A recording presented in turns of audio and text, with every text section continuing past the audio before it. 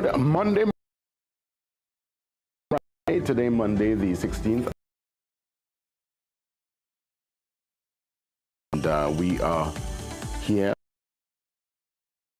JW, the team. It's a short week, and we'll make the most of this week of. Yes, very short week for the working public. I mean, yes, there are some who will obviously work through the holidays, but for those who getting that chance to, you'll get that chance to reflect, to relax, make the most of it. But indeed, we must go through our new cycle, and of course, we're coming out of a fantastic weekend, a Father's Day weekend. So here's hoping all the dads had themselves a nice time, a chance to kick back, relax, take in some sports. Well, if you took in the football last night, I think that kind of left many with a very sour taste. We'll get to that later on via the back page, but let's see what's happening. Today's Guardian, front page. Couple of stories grabbing our attention on this Monday, as mentioned, the 16th of June, 2025. All right, so Levi scores. At least Levi was able to make a mark this weekend. Our star boy, Levi Garcia from Spartak Moscow.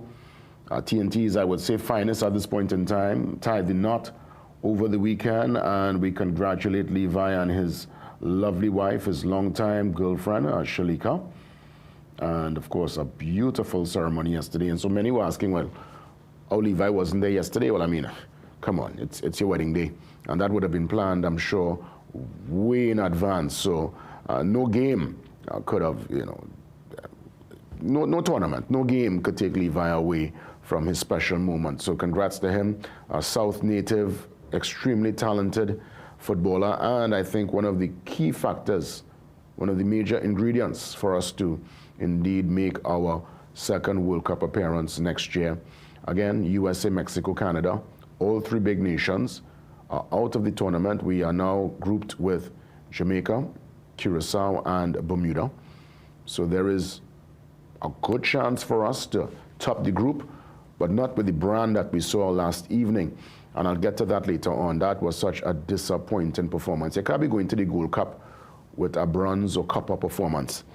That was a rusty copper performance yesterday, and it's a shame what I saw on the TV last evening. But again, I'll take some time and dissect and break that down via the sports page in a few.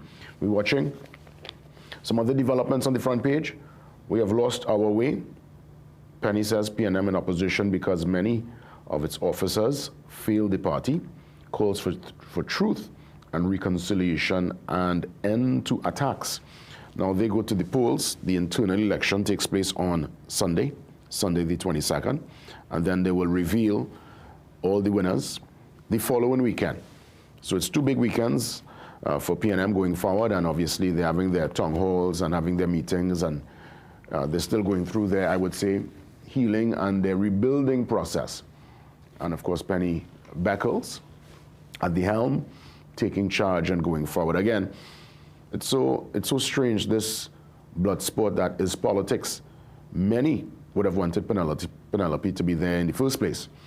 She offered herself up years ago. She was put on a back burner. I mean, that's no secret. When she went up against Dr. Rowley, it's almost like, how dare you challenge, someone who is at the helm. But you see, when we consider democracy and what it's supposed to represent on paper, that's the process, the natural process. Anyone could step up and say, hey, I want to put my hat in the ring. But unfortunately, we have seen on both sides of the divide, once someone challenges or puts a challenge to the leader, it's almost a back burner, relegated to almost a naughty corner. We saw that, again, across the divide, and ultimately she was bypassed on a couple of occasions. For it to all come right back around for Penelope Beckles Robinson to indeed be at the helm. Of course, she is opposition leader and now political leader on a post. And that will be, of course, confirmed at the end of this month in June. So she's on the campaign trail. And again, as mentioned here, The Guardian calling for reconciliation, calls for truth, and an end to the attacks. On the political front, before I head to the a very heartbreaking story that I saw coming out of, well, yesterday with the teen who they had to lay to rest. I'll get to that momentarily, but I saw a very rare moment where the Chief Secretary, Farley Augustine, and the former Prime Minister, Dr. Rowley, were able to actually sit via a panel discussion. And hear this, they were actually able to extend compliments. You know, both will ask, hey, what do you admire about the other? And, well, in the case of Mr. Rowley, former Prime Minister Dr. Rowley, he praised Farley's enthusiasm. He says that, you know, he was he represents, he says, among the best that Tobago has to offer. And he, you know, mentioned his enthusiasm and the fact that, you know, he's all about Tobago. Then Mr. Farley, the Chief Secretary, spoke about the Prime Minister in good regards. He says he admired his ability to take decisions, even decisions that are extremely unpopular with most of the country. He said he would have been strategic, and he said this political savviness allowed him to survive 45 years in politics. So they both literally sat on a panel. The Bishop's boys came together, and clearly a very rare moment of solidarity and, well, I have to say Tobago love, because that's, you know, when you hear of the concept of Tobago love, well, those who know, they know. So that's a good look, interesting. It's rather bizarre that was not shown when they actually were in the same arena via the politics, but at least, well, Dr. Rowley's out now, and at least they could come to some kind of common ground. The story that really was a heartbreaking one, the emotional last rites for slain autistic teen, Malini and her sister paid an emotional tribute yesterday. That's Sunita. And Sunita basically sang a song remembering her sister, only 15. And the family, all family members they were out there yesterday at their Barrackpore home. A rather unfortunate circumstance, and yet again another family having to say goodbye to a loved one. And again, you know, this time, and it's way too many times we have seen this where, you know, teenagers, people who are so young, not even getting a chance for their light to truly shine and illuminate the world and fulfill and live up to their potential.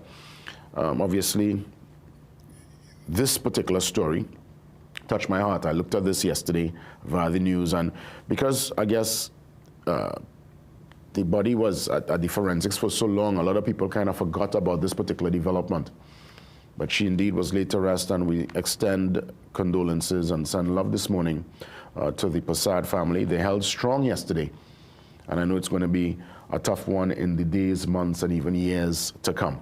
That story here on page 6. Well, we transition to the back page, and I want to take a moment here to discuss what I saw last evening. What I saw was a team with no intensity, no heart, no spirit. And it's very rare that I take my team through the coals. But you can't expect to go to a Gold Cup against the US, who, well, over the years, they've really had they've had our number. They've been, you know, dealing with us for many years. As a matter of fact, I think the last Gold Cup game against them, from what I recall, was about a 6-0. So we were able to improve on that with one less goal. It's now 5-0. But the reality is, where's the mindset? Where's that fighting spirit? You know, yes, you're going up against America. And again, this is America's B squad. Pulisic, Weah, a couple of the star boys not even there. Matter of fact, the U.S. Federation and the U.S. fans and the U.S. media are up in arms with some of their players for not taking part in the tournament. Now, rightfully so, these men want to give their legs a little rest, who want to go on a little vacation. They've had a long, exhausting season out there in Europe. All right, some of these U.S. players playing for big teams in Italy and so forth. But the reality is, we went there and I was looking at the game. Okay, defensive blunders. Jones gave away the ball twice. The third goal was a deflection. But in the second half, And for those who saw the game, you understand what I'm talking about. For the US player to just cut down the line, cut into the box, men jogging back, men not even putting the foot out. Where is the intensity? Where is the build-up play? Where's the shot on goal? I think we had one shot on goal in the entire game. Nah, don't do me that. That cannot be the brand. That cannot be what we're going to try to get to the next World Cup with. Because Jamaica is going to come with intensity. Curacao, I mean, granted, there might not be any big name on the world football stage, but they have lots of players from Europe. Remember, Curacao and these places have links to Holland and things. So they're coming with no 2x4 team. And of course, well, Bermuda. I mean, again, no big nation on the footballing stage, but clearly they're in the mix. So there is some kind of spark about the Bermuda team. So we find ourselves in an interesting group, and I guess the Gold Cup gives us a good little game practice, a chance for us to understand strategy. I think Levi is going to put his honeymoon on pause and head back to join the boys, but we need intensity. You need some kind of game plan, and I'm looking at, obviously Dwight York, I guess he would have had a strategy, but not yesterday, not nice. Not nice at all. And let me tell you, Haiti on a pushover. Well, Saudi Arabia, you saw the brand they playing. They won the game yesterday against Haiti 1-0. So better than that, Warriors. Better than that. Let's head to the brief on this Monday morning. So I'm watching the minister in the Ministry of Public Utilities, Clive Elder, all right, and the TT Post Managing Director. All smiles as some students receive some prizes here for the TT Post National Letter Writing Competition. So well done to the students. And also, Tobago hopes for growth in participation as Carnival season approaches. And yes, Tobago, it is growing. There is a nice buzz on the ground. I heard last year's celebration was the best thus far. And I know there are many Trinidadians and people coming from further afield to participate in what is officially the last carnival on the carnival calendar, Tobago Carnival, towards the end of October. So with that being said, let's get ready for the boss report. It's another Monday, and Monday we start things off with Sarud, who tells us about the movers and shakers, the big money. So the boss report, it is up next. See you soon.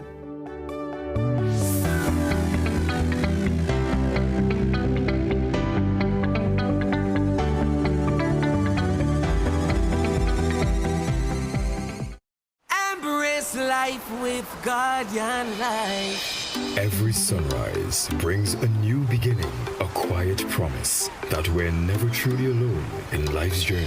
So grateful for this precious life. Embrace it with a fearless stride. Dig so deep to turn your dreams to reality. With a bright future on your side. Through every journey you will find what you've earned and accomplished. You now deserve to be. Embrace life with Guardian Life. Only you can pave the road for your legacy. Embrace life with Guardian Life. Every step is one step closer to live easy. Embrace life with Guardian Life. Life, health insurance, and pension solutions. Did you know that parts of our coastline and many watercourses look like a dumping ground for garbage? Many species are now environmentally sensitive, and some are even moving towards extinction because of our decisions to improperly dispose of our waste. Let us recycle our trash, utilize reusable bags, reduce the use of plastics, and stop littering or polluting our watercourses. We can all make a difference. Let us put the focus on SDG 14, because what occurs in our oceans eventually impacts our health and well-being on land. Magical Expressions Limited is the largest local importer and distributor of fresh cut stems, offering the widest range of beautiful flowers at the most affordable prices. Call us today at 701-6488, 701-6680, 728-6786, or visit our website to order. Pancreatic cancer is considered the deadliest cancer in the world. Would you agree with that? Your 5-year survival is 8%. We use the CNC3 as a surveillance tool, so it has never been meant to be used as a screening tool. So let's talk about the more juicy thing. There's a new blood test on the horizon. Join me as we discuss survival rates, early detection, and the Whipple's procedure this Friday at 8 p.m. on CNC3.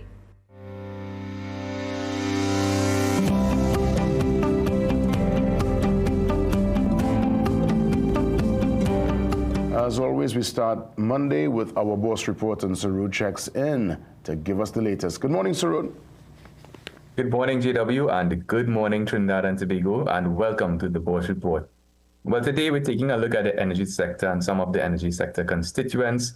Well, the lone energy sector constituent, that is Trinidad and Tobago NGL or TTNGL, as well as a company very related and close to the energy sector, National Enterprises Limited. Now, both companies would have reported different financial results for their most recently concluded financial periods. Let's take a look at what would have happened and what investors might expect in the coming months ahead. Turning firstly to TTNGL or NGL, where the group reported an earnings per share figure of 21 cents per share, a 5% improvement from that 20 cents reported in that prior comparable first quarter of 2024. Driving that performance, or improvement in performance rather, was a 4.5% improvement in that share of profit from joint venture. Of course, it's loan investee company, PPGPL, or Phoenix Park Gas Processors Limited, improving from $30.8 to $32.2 million. Interest income increased from $0.03 to $0.04 million, a 28% increase, so large in proportionate terms.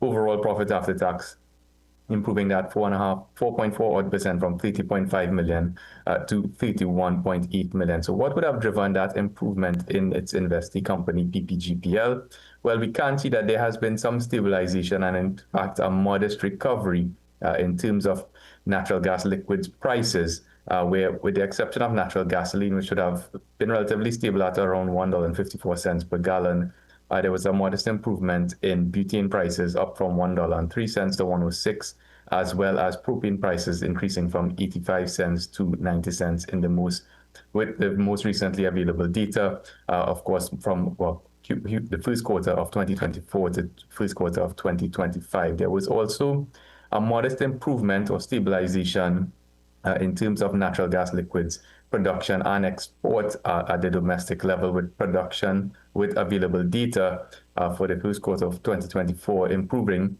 from 1.5 million barrels to 1.53 million barrels, as well as exports improving just modestly from 1.27 million to 1.3 million barrels over the comparable quarters. So that would be the major attribution to improved performance for NGL. Of course, the big question mark for the stock, TTNGL stock, as well as investors, would be the absence of dividends. And with some limitations due to legislation, NGL has not been able to pay a dividend since fiscal 2023, in fact. So we are just about 2.5 years into the absence of a dividend from TTNGL, either interim or final, as we can see in this chart. And that would have led, or has been leading, of course, to a lot of shying away from the stock by investors, with, of course, a fairly significant decline. Of course, NGL would have IPO'd at about $20, traded as high as $30 or thereabouts, and is now down to just about $3.76. From a book value perspective, of course, for the investor with a more patient outlook and who is willing to wait on the resumption of dividend payments, NGL is trading at a relatively attractive book value.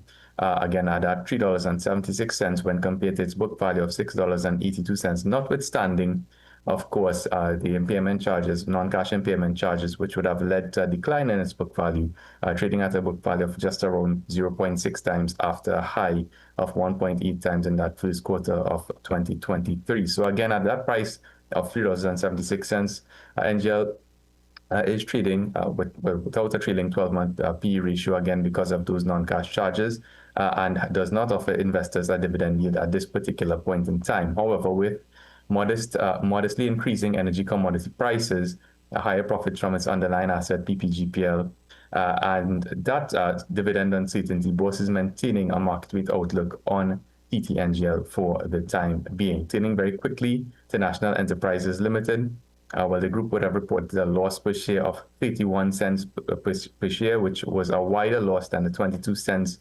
recorded in that prior comparable period of its 6 month fiscal period for 2024. Dividend income was one of the major drivers in terms of this decline, down 57%. So dividend income from investee companies falling from 107.2 million to 45.8 million.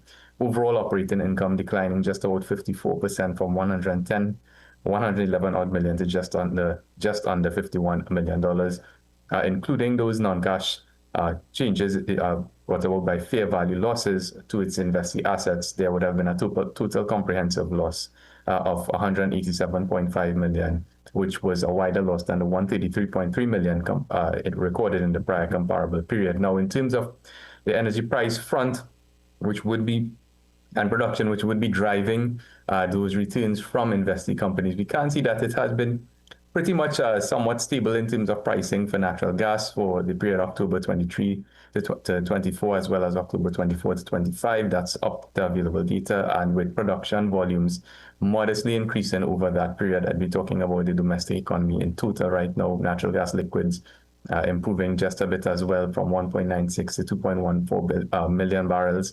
Ammonia production also improving from 1.19 million tons to 1.41 million tons, with actually a decrease in pricing, and LNG also improving in terms of volumes from 5.7 to 6.37 million tons in terms of production. Whether that translates into increased income from investee companies in subsequent periods remains to be seen. And overall, when we take a look at the energy production landscape or energy price landscape, utilizing the central bank's energy commodity price index, or ECPI, we can see that energy prices have been relatively range-bound since April 2023 to April 2025 over the past 2 years, with that flattening out after a fairly significant spike, and of course recovering sharply from the COVID-afflicted period with that Russian war, as well as supply chain shortages in that 2-year period from 2022 to 2023, or the mid-2023. There has been some stabilization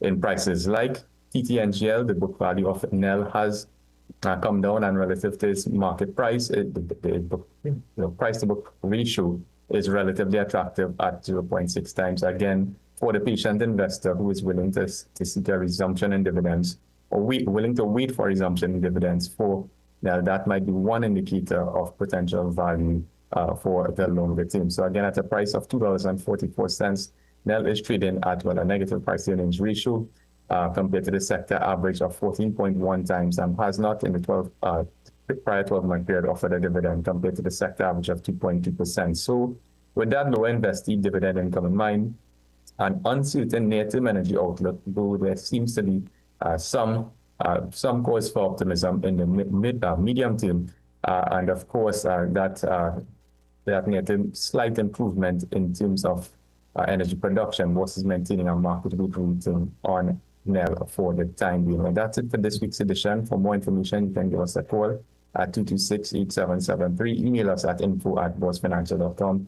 And of course, you can check out our website, bossinvestment.com, where all of our research is absolutely free. And you can catch this article in today's business section of the Trinidad and Tobago Guardian newspaper. So until next time, stay safe, happy investing, enjoy the long weekend, and we'll see you again on the Boss Report.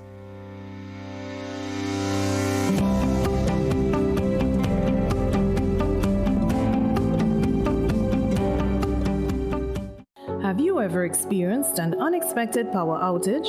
The Office of Disaster Preparedness and Management has some important and simple tips to help you and your loved ones be better prepared for a power outage in the event of a disaster. 1. Ensure that you have candles and extra torchlights as alternate sources of lighting. 2. Keep fully charged power banks to recharge your devices. 3. Use hand-cranked radios to receive updates from official sources. 4. If possible, keep a power generator or AC inverter that can be connected to a car battery to use as an alternate source of power. 5. Ensure your grab-and-go bags and home emergency kits are packed and ready. The ODPM wants you and your loved ones to be better prepared. For more information, visit www.odpm.gov.tt. A message from the ODPM. Get the best in affordable eyewear. Frames with blue filter lenses and eye exam, $399. Single vision lenses with transitions on designer frames, $799. Progressive transitions with designer frames, $1,399. Happening only at Seaview Optical. Affordable eye care for everyone. Get ready to sail back in time with Vibes CT 105 FM. On the Labor Day holiday, June 19th, we're taking Retro Thursday to the seas. Retro Rewind. Join us on board the Harbor Master. Boarding at 9 a.m. And we set sail from 10 a.m. to 2 p.m. On the boat ride, man, me go out. Get your tickets now for just $250. All cashier outlets, Guardian Media offices, and online at islandetickets.com.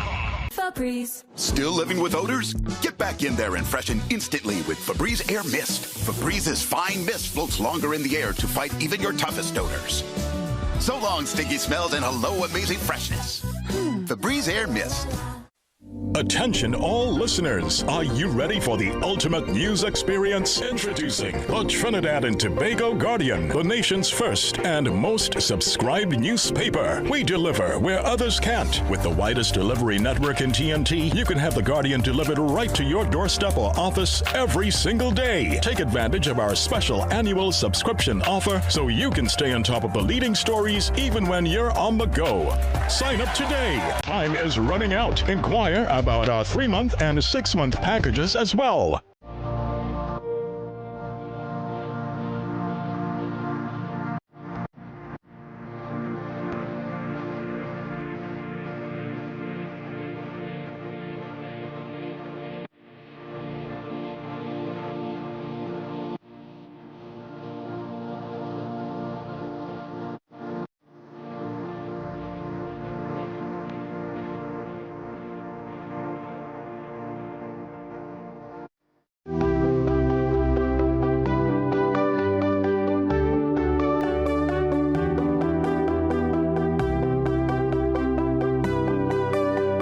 With Labor Day around the corner, it's important to get into that conversation. Labor is always top agenda, and obviously we have seen firsthand the impact of the labor movement as it pertains to the recent general elections.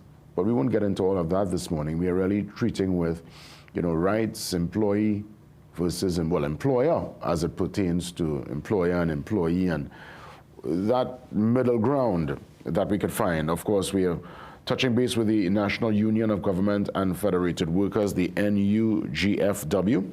And with us this morning, the first Deputy President General, Comrade Clifton Simpson. Comrade Clifton, great to see you. Thank you. Thank you. Good morning to everyone, and thank you for having us. And Labor Day greetings in advance to you. Yes. Thank you. Again, Labor in the conversation, we have seen the importance of Labor, the movement, that collective voice. Obviously not every Labor movement would have been on the same page as it pertains to the last election cycle. But more or less coming out of that, we recognize that the needs and the, powers that be need to obviously pay attention and listen to what Labor is bringing to the table. Walk me through what are some of the most basic, let's treat with the basic fundamentals. I know, yes, many times the negotiation will always be about payment, but outside of that, what are some of the basics that a labor movement will push for when you all have that conversation at a table with employers? Well,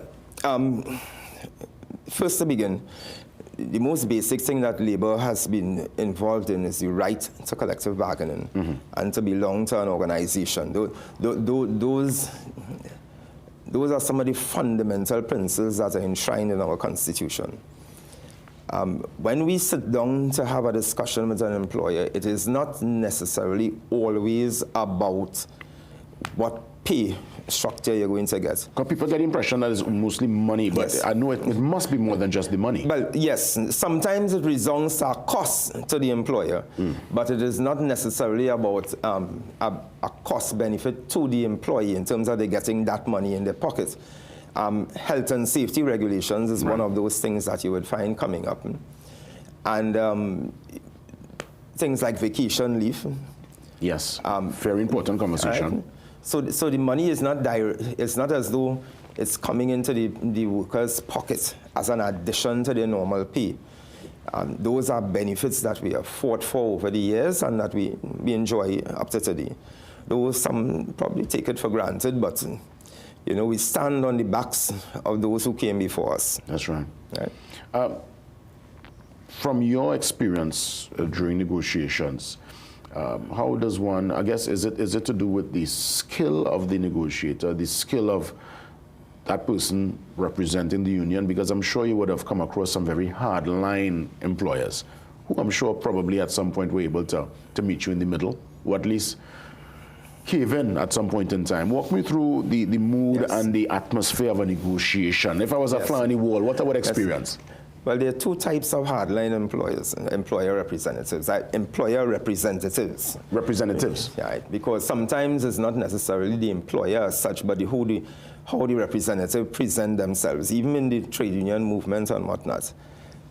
It depends on the scenario. There are those who will come with an enthusiasm to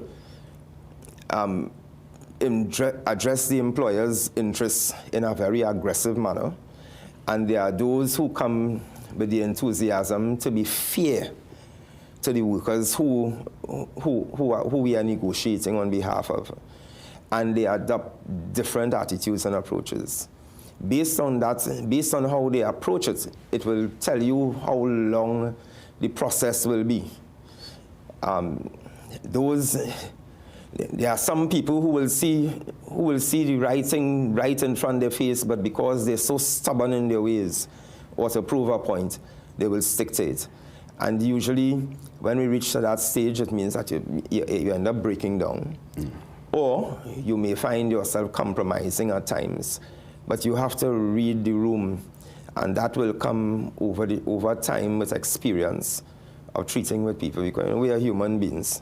So obviously you're going to have those, you have to seek those opportunities to get the better of things. Yeah, and reading the room is so important. I guess emotional, conversational intelligence, and basically also having your research, having your facts on paper to present to the employer representative.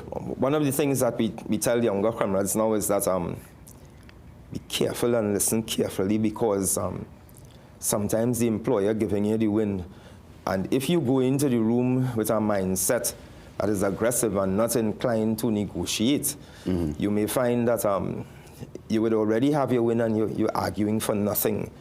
And so we have to always maintain that principle of cool, calm, and collective when we're negotiating. Comrade, as the labor movement come far, you know, you consider Buzz Butler and the movement from then to now. Leaps and bounds, you all made some strides? Yes. I mean, the laws that we have on our law books now is evidence of that.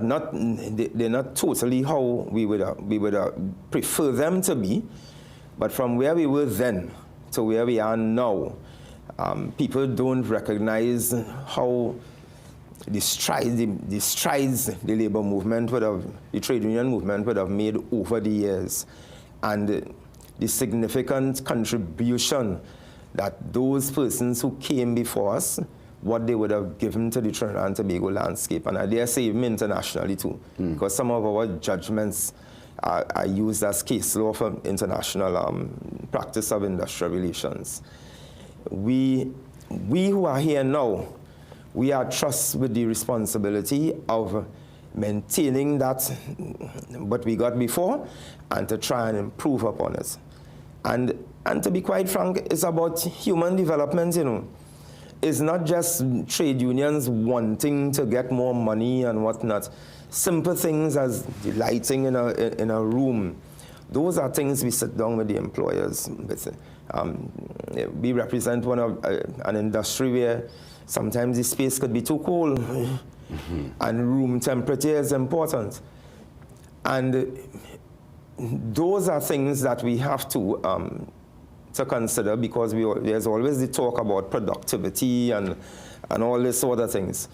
And when we advance a position where that is concerned, that goes towards productivity. And in that regard, Comrade Clifton, when we consider productivity, what do you say to the detractors or even those who are very critical with the union, because there is the concept that there are many employees who will do the bare minimum because they feel protected, or they feel there is the union they could fall back on. Well, you can't touch me, you can't talk to me, I am a union member. Right. And there is that perception that they just do the bare, they work to rule, as it were. What do you say to those who would levy that level of criticism towards you? Persons, especially if they're employers who have that mindset, I would tell them, examine yourself.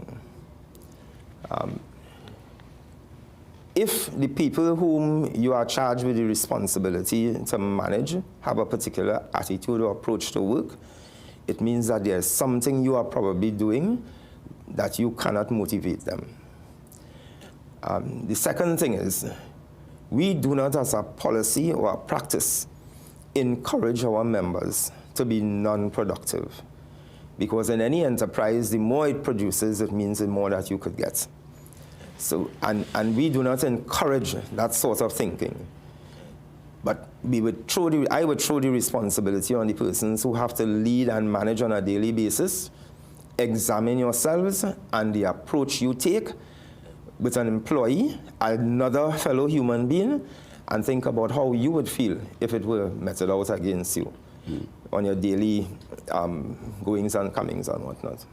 Is there a wave of optimism with the new administration? We do have to go deep into politics this morning. It's not that kind of discussion, but clearly we saw via the April 28th election that Labour played a critical role in bringing this administration over the line. Yes. Is there a sense of optimism with that result? Yes. But we would hope that lessons would have been learned from past experiences. And as I tell people, we in Labour, we have our currency is our presence and our voices. And when election time comes, our fingers. And we have to battle against people who come in with cash and hard currency to support parties. And those of us who would have joined I don't want to use the word bandwagon, but who would have latched on to what was offered by the current government, we felt very enthusiastic about it because we thought that given what was offered, we can't get less than that. And they offered more. And we thought that given where we have been over the last few years, and particularly after COVID, and workers' pockets, how they've been affected, and even the mental health and all too, based on our ability to meet bills, we felt that it is the better option to take. And so we go into it with a great deal of enthusiasm on how it would turn out. We're just giving them some space so that they could come into their own, and then we will see where we go from there. In terms of union members, is there ever a scenario where there's almost like a target on the back of a particular employee, if indeed the employers are, and as we know, it's been a reality for many years, there are many employers who are anti-union, and there are many sometimes young staff members coming into organization, and they might be a bit apprehensive, a bit nervous to join up, even though senior people in the organization saying, come in the union. But you find some young people they're not too sure, they're kind of on the fence. What you want to say to that young employee this morning? You could never go wrong being a part of a trade union. All that you are walking into your workspace right now was accomplished because of being a union, being present, and your contribution to it would make the union that much stronger, to make you more comfortable in your job. That's my thing. But with respect to victimization, yes. As I say, there are some people who approach industrial relations and human relations in a particular way with the hope that it may please the employer. And there's a law for that, it's called victimization for trade union activities. And those persons, though it is not always enforced, because sometimes prudence takes a better fold, because some of them are workers too. And so you find a balance on how to treat with them and get them to back off. Indeed. I want to take it to the finances part of it. I know you said that you're giving the new administration a chance to settle in. But when we get down to the brass tacks, and money is again part of the conversation, in the current economic climate, do you think what many are asking for is indeed a fair coverage, really, for the employees?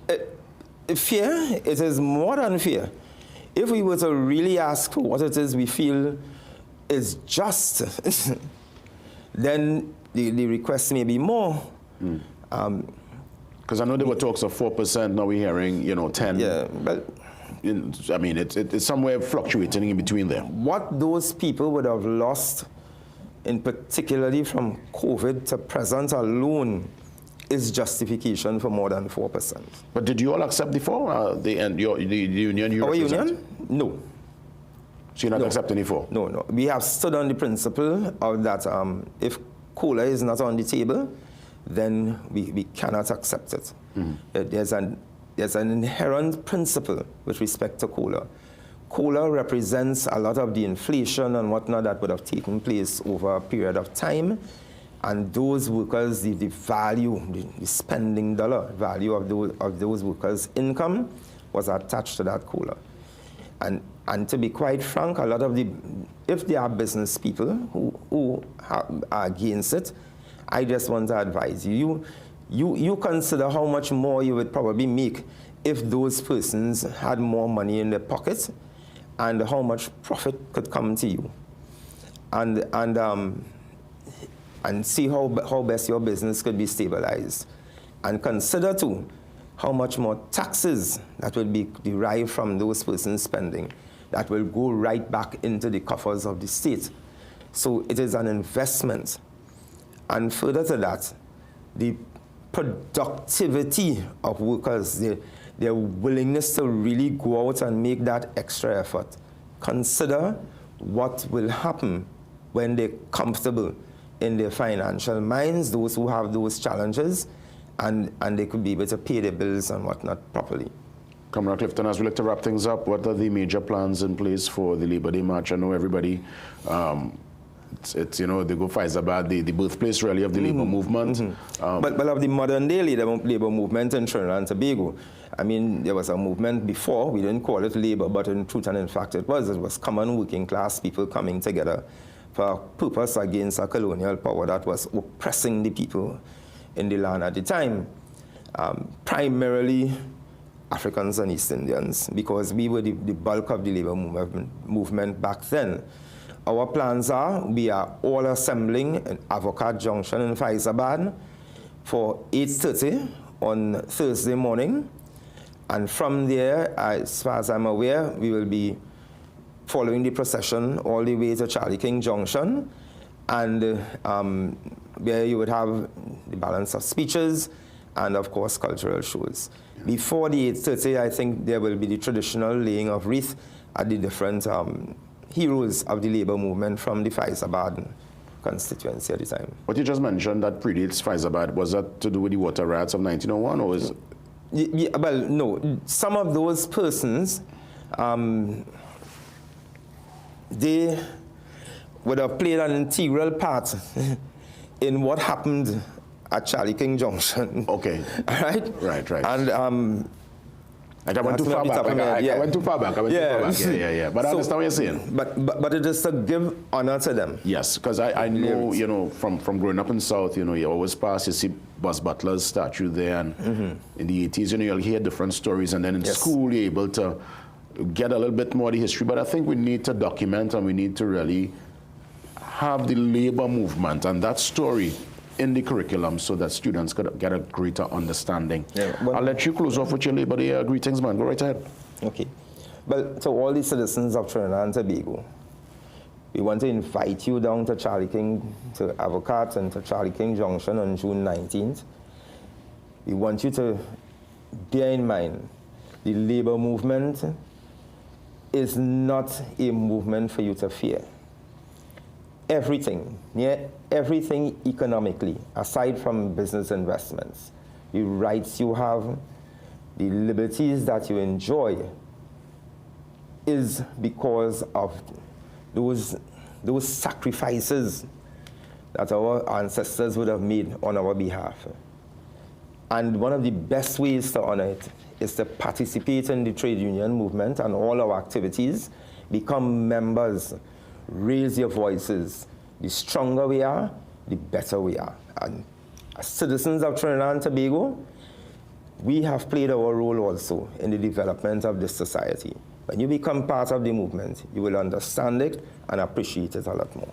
First Deputy President General of the NUGFW, Comrade Clifton Simpson, with us. Labor Day greetings to you, sir. And I will reciprocation to you. All the best. Thank you for having me. For sure. Indeed, a pleasure. We take a pause, we come back, a couple of different segments to take care of before we head to the 7 a.m. news update. See you soon.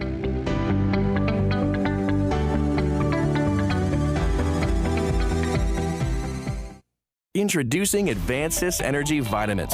Advancis Energy Vitamins is designed to give you the extra push you need to power through your day. It's not just any multivitamin, packed with more than 20 vitamins and minerals with added ginseng and reinforced prebiotics. A unique synergistic formula that you will find nowhere else. To help you experience more sustained energy, feel more alive and alert to keep you going strong all day long. See the difference now with Advancis Energy Vitamins. Available at leading pharmacies and Pennywise nationwide. Things don't always go as expected. Be ready with Trinry for auto, home, business and group life. Call us at 800-TRIN or visit trinry.com today. Huge insurance premium. Pay your premiums bit by bit with FlexiPay from Trinry. For more manageable auto, home and commercial insurance payments, call us at 800-TRIN or visit trinry.com today. Trinry, premier insurance coverage for less. Ready to turn heads and steal the spotlight? Then head to Rosario Bridal Couture, your all-in-one fashion destination for every celebration. From stunning bridal lehengas to simple everyday showers, sparkling jewelry, affordable kids wear, stylish Muslim clothing, and even puja essentials, we've got it all under one roof. Get free footwear with any bridal outfit and get free matching bangles with kids wear. Need the perfect fit? Our in-house tailor is here for you. We're open 9 a.m. to 8 p.m. Just take the Southern Highway to Brentwood, Chaguanas and call 723-9099 for more info. Rosario Bridal Couture, where fashion meets celebration, all inclusive. It's Jenny's exclusive Big Father's Day sale. Get 25% off everything for Dad. All stores and online. Shop early and keep Dad looking sharp. Jenny's exclusive Big Father's Day sale. JD's, Princesstown, San Fernando, Rio Claro, Gasparilla Mall, and M6 Plaza Chaguanas. Your low price headquarters, JD's. I'm looking for a magic for this disaster of a war. You need a master plan. A what? Kaleidoscope Weathermaster Exterior Latex Emulsion.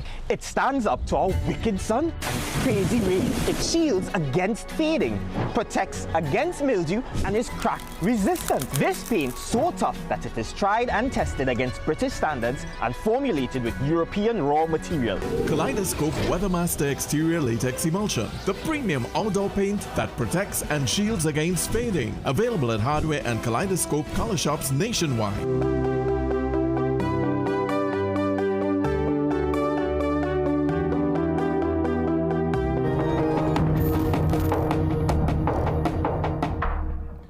Eight minutes moving up to the 7 o'clock hour.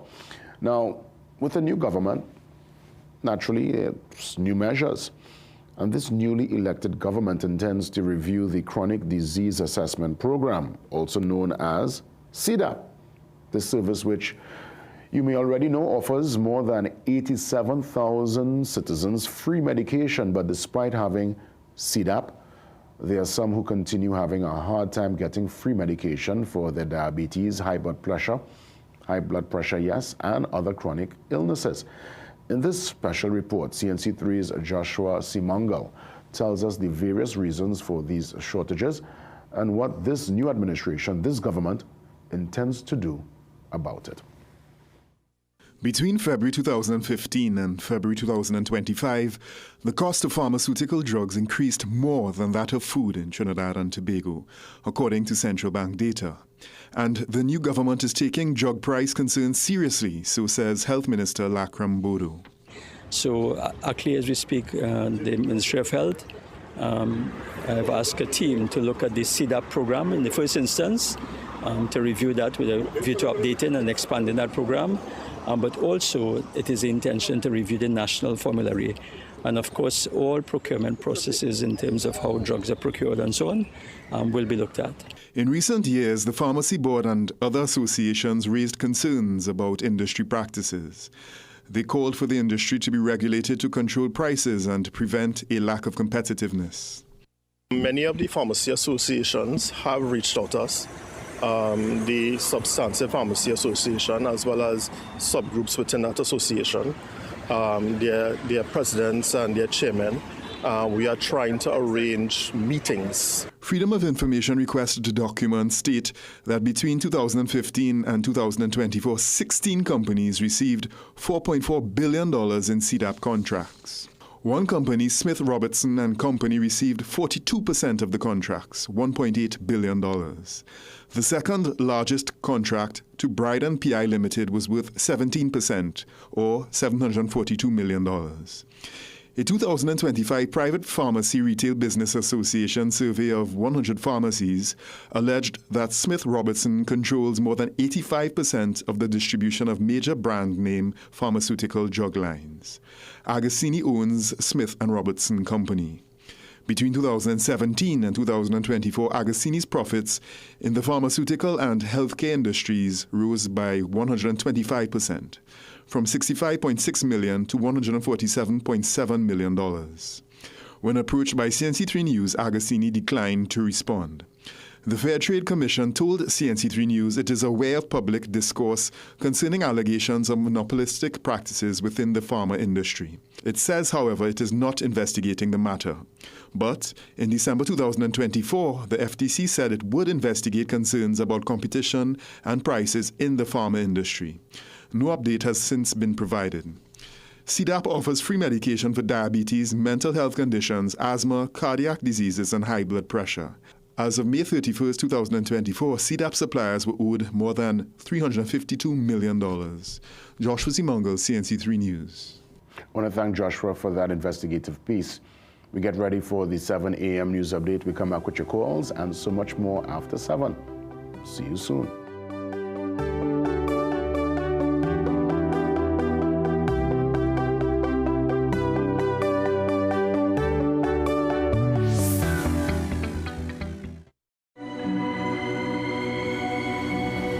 People come to me and they say they get discomfort when they have ice cream. Sensodyne gives you long-lasting protections against sensitivity. I recommend Sensodyne because it works. It's brilliant. The detergent smells nice while washing, but when you use the new Downy Intense fabric softener, with its new multi-capsule fragrance, it releases an intense scent that lasts twice as long. With the new Downy Intense, you'll enjoy a rich and delightful fragrance that keeps you feeling fresh 24/7. My parents' generation grew up with Royal Castle from the first restaurant in 1968 when that distinctive, tempting aroma hit the air. Like never before, fried chicken with a special blend of local seasonings and a one-of-a-kind flavor down to the bone. Today, Royal Castle still have that same delicious taste, and I love it too. And the kids, they have more to enjoy. For me, the Castle is more than just nice food. It's we own, part of me and you, and is the real flavor of TNT. He hit me. Will CG United cover this? Don't worry. Remember when I was in that competitive arm wrestling circuit? 3-time champion, baby. I did feel bad crushing all those arms and dreams. So I took them all out for ice cream. And then we got crushed. Anyway, CG United handled my claims fast. That explains the arm. The best cover for the best value. CG United. Good like that. I'm looking for a magic for this disaster of a war. You need a master plan. A what? Kaleidoscope Weathermaster Exterior Latex Emulsion. It stands up to our wicked sun and crazy rain. It shields against fading, protects against mildew, and is crack resistant. This paint so tough that it is tried and tested against British standards and formulated with European raw material. Kaleidoscope Weathermaster Exterior Latex Emulsion, the premium outdoor paint that protects and shields against fading. Available at hardware and Kaleidoscope color shops nationwide. Downy Unstoppables are laundry scent boosters. Add a capful before each wash and you'll be amazed. The blast of freshness that lasts and lasts. Whoa, what a blast! Even at the end of the day, you'll still be enjoying that blast of freshness in your clothes. Downy Unstoppables, the blast of freshness that lasts and lasts. Safety is the foundation of every strong home and business. For over 30 years, All Pro Security has been your trusted partner in protection. Innovation you can count on. Reliability you can trust. Call 299-0600. All Pro Security, protecting what matters most. Always.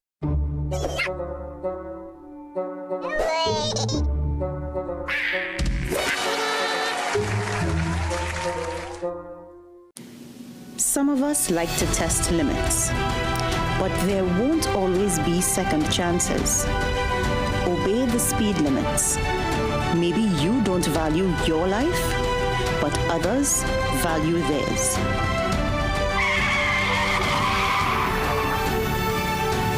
A message from the TTPS.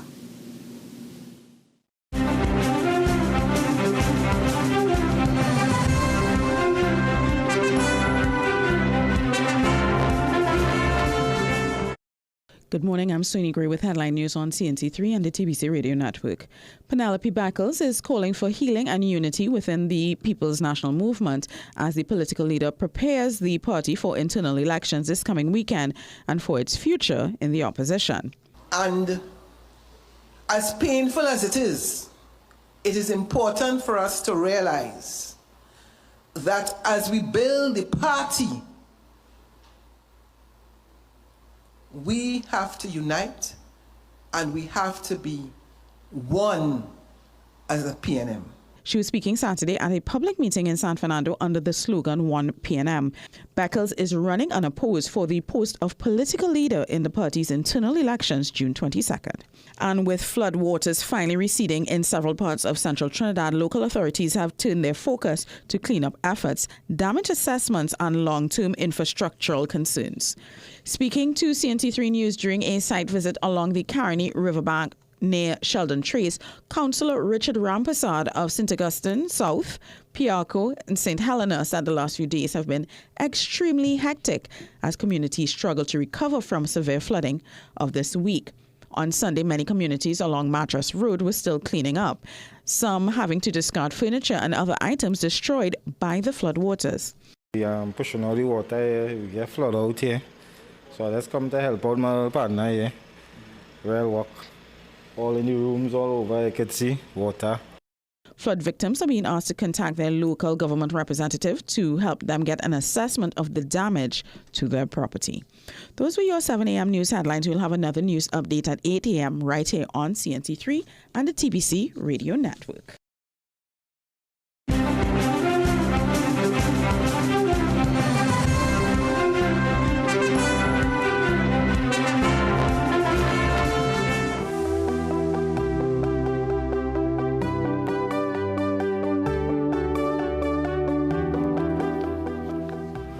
Welcome back. It's our second hour on this Monday. It's a short week, but indeed we get the calls in. It's open forum time, and I'll tell you, we actually have some time this morning to really give you a chance to express yourself, whether it's last Friday's Parliament session, whether it's the happenings of the weekend, the football. I don't know if you have a perspective. I would have given mine earlier this morning. I was so disappointed yesterday. I mean, okay, I know it's a tall order against the U.S., and you know, we lost, but at least go down with a fight. If I found there was no intensity at all, no kind of spirit.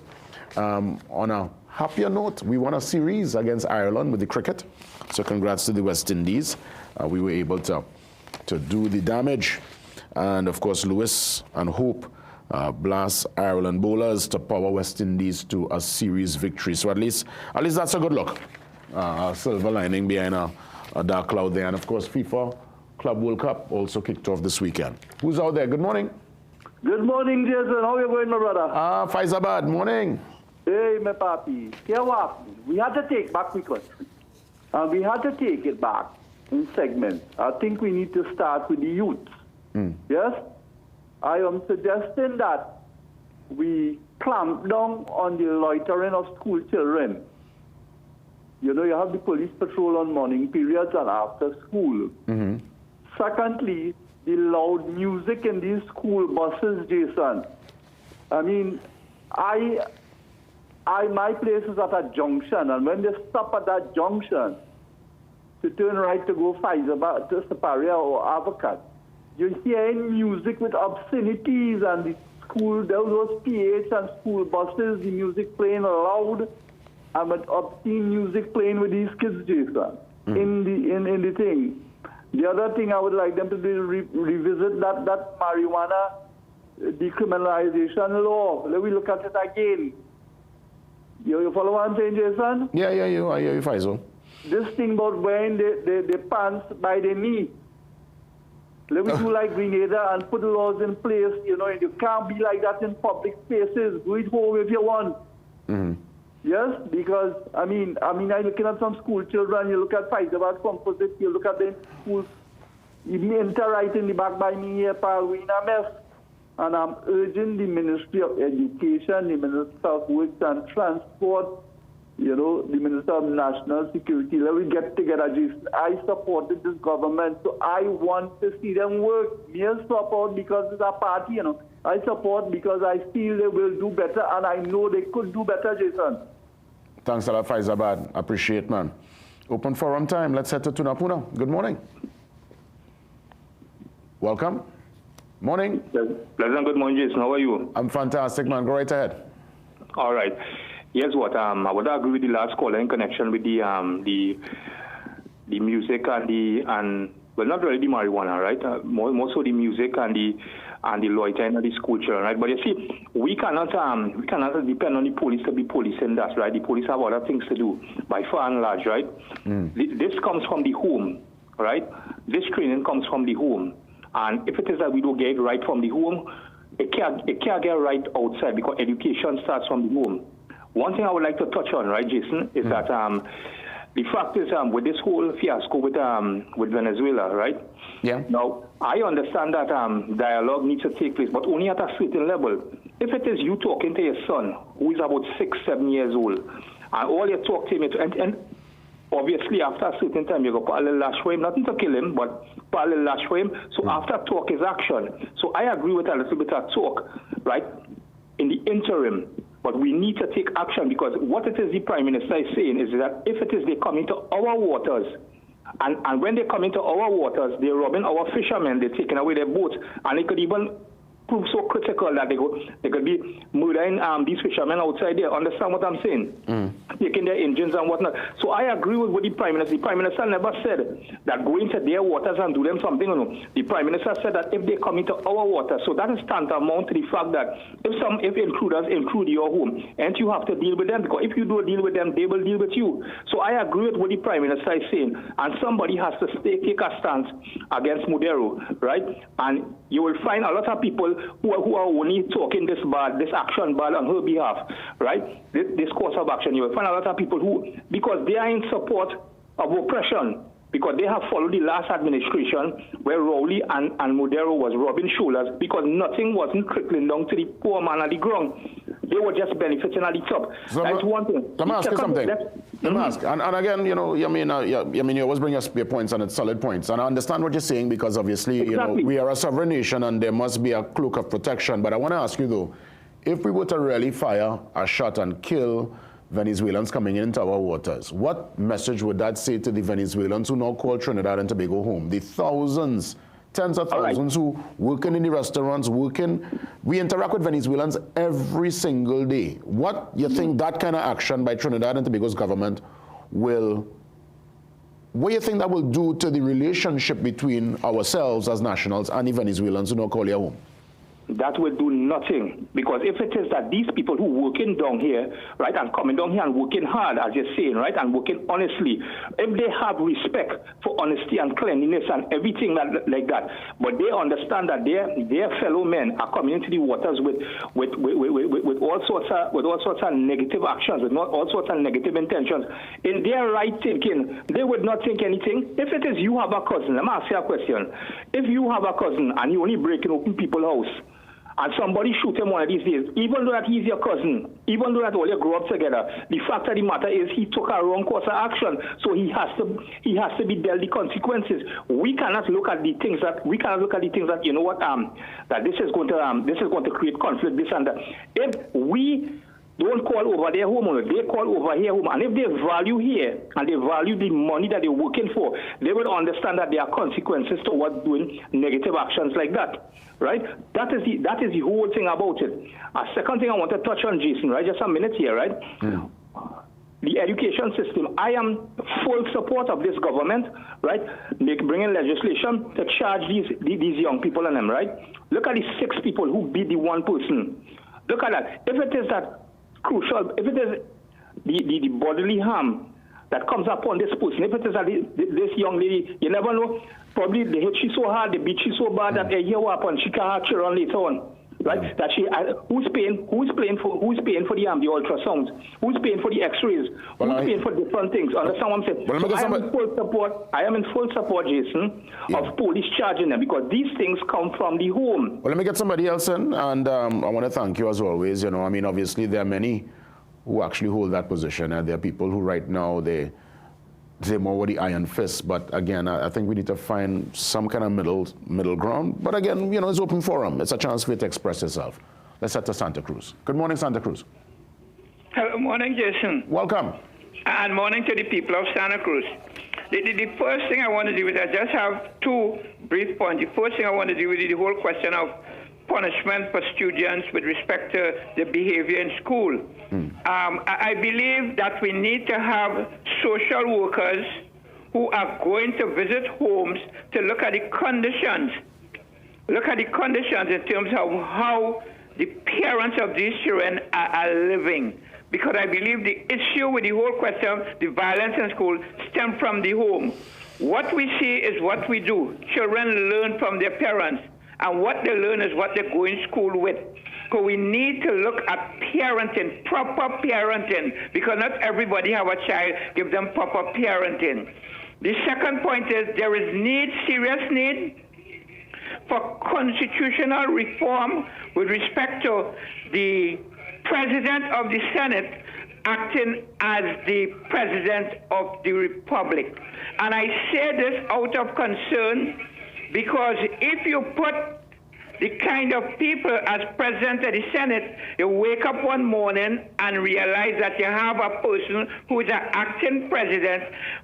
I mean, to say we need to be serious. I believe the Chief Justice, and that's why I'm asking for constitution, the Chief Justice supposed to be the acting president and not the president of the Senate, because you wake up one morning and you hear Wade Mark is the acting president. Come on, that's an insult to the people of Trinidad and Tobago. This is Mr. Santa Cruz standing up. There is need for constitutional reform with respect to that. Thank you. Well, Santa Cruz, what Wade Mark do Santa Cruz?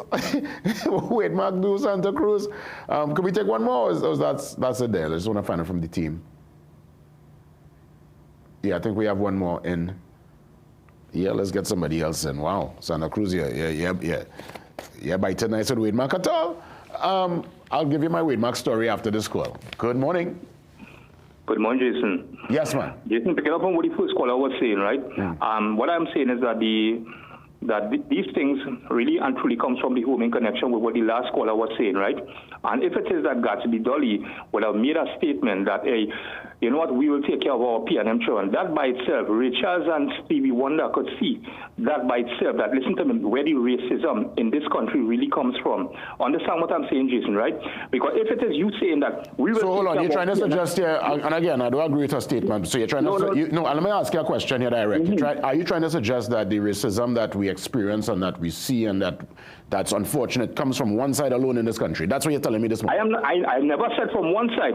That's where you're born. Listen, Jason, from a political standpoint, that is what the facts are showing. So the racism and the politics come... Again, let me ask. Again, I want to ask you. Hold on. I want to ask you, the racism that we experience and the politics comes from one side. I never said that. What I am saying is that by clearly the majority comes... Listen to what I'm saying. Listen to it. Right? what they are showing on television, right, where children of Afro descent fighting, and then Gatsby Dolly comes out and says, we will take care of our P&M children. What does that mean? When a child is born, right, does it mark P&M on their forehead or UNC on their forehead? No, not at all. Listen. So that by itself, so let me tell to the East Indian people who are supporting the P&M, be mindful that you all are not authentic P&M. You all are counterfeit P&M, if that is the case. You all are not authentic. All right, partner. Wow. Well, boy, I don't know what to say again. The fact that, I mean, and I guess these things trigger people because obviously those looking on this morning, there are many who they're feeling a heat in the stomach right now based on a statement like that. But again, that's how some people think. But that's why I'm here to balance the equation and remind folks that is not the reality. And yes, the statement would have been an unfortunate one, but the racism that people play in the politics, it's across the board, and that is the reality. And the day we are able to look past that and look at country and look at what's best for country and to look at somebody texture, hair, color, the skin, or what their last name or where they're from, I would safely say we're getting somewhere. So, I mean, let's ease on that particular rhetoric now. Let's ease. And I want to give you a quick Wade Mark story. You know what? I'll save it for later because I want to get into, obviously, some of the interviews are within the second hour, but my Wade Mark story is a very, very interesting one. And I wanted to really share that later on. All right? Really, really funny one. And a good story, too. Really, really good story. We come back. Much more after the break.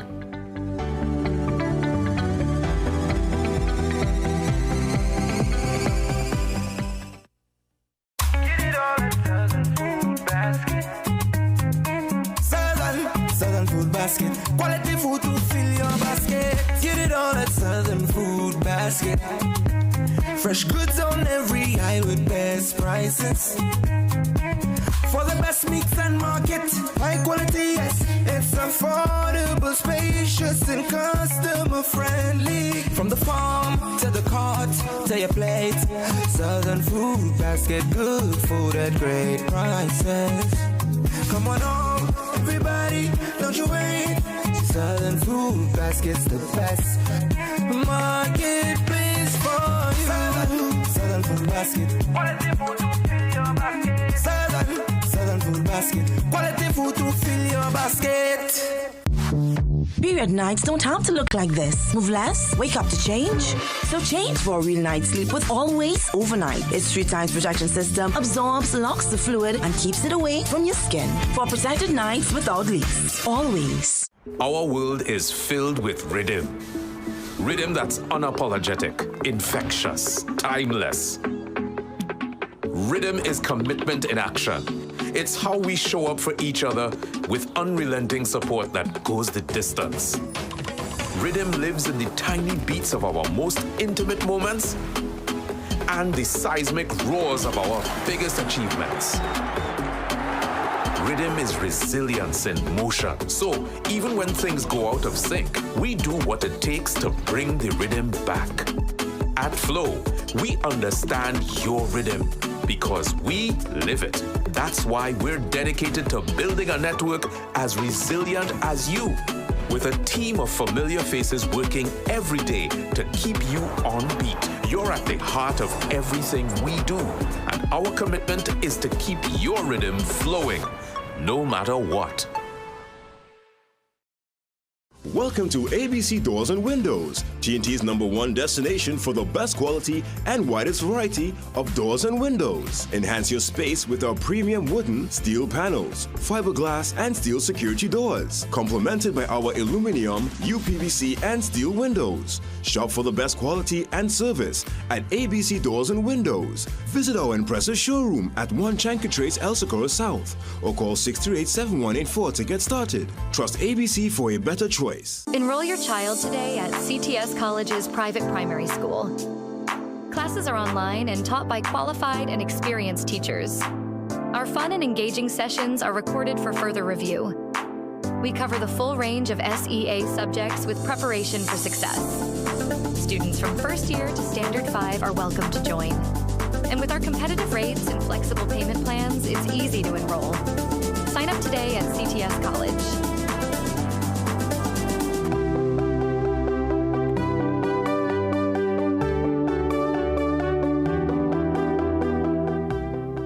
As we continue with our labor discussions, I want to welcome Giselle Estrada, board member of the ECA. And if you're hearing about that organization for the first time, they are the Employers Consultative Association. Ms. Estrada, I want to say welcome to the program and thank you for the time.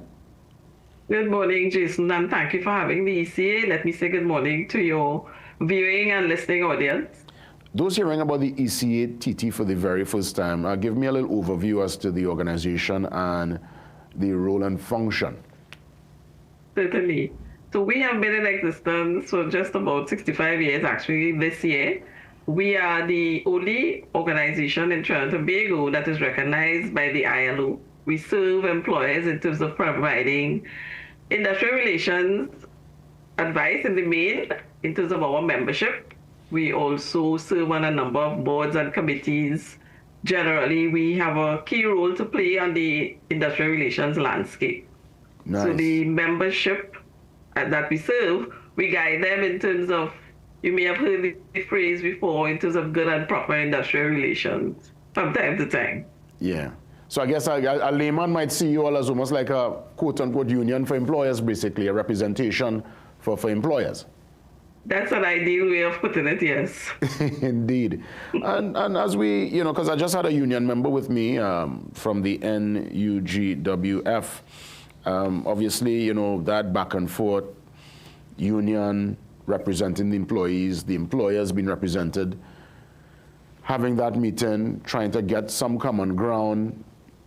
Walk me through some of the rights, as it were, of the employer. Because we always hear about the rights of the employee. Right.